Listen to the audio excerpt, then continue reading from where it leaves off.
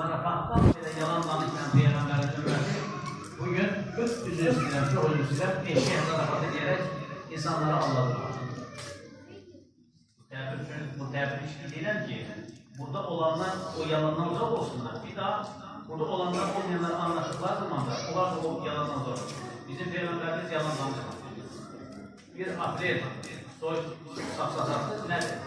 31 Mart günü Müslüman qalasını vasitələmişlər Hristiyanlar və elçi göndərmişlər, qalanı ala bilmirlər.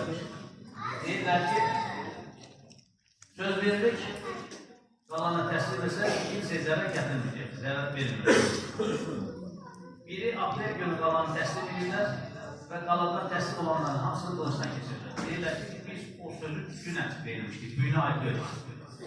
Yəni, 1 aprel günü zarafatla və yaxud da yalan danışma birisini aldatmaq, Hristiyanlardan qalma bir örüntüdür, pislikdir. Müsəlman yalan danışmaz. Müsəlman əlindən və dilindən başqalarının əmniyyətli olduğu şəxsdir, Peyğəmbər Aleyhisselam. Aman ha, aman, balalarımıza, evlatlarımıza bir tek göstərini verəcəm deyib, uşağa belə yalan danışma olur. Allah'ın son yanında birisi elə bir uşaq çağırdı, gəl sonra verəcəm dedi. Allah Resulü'nün bir şey verməyəcək.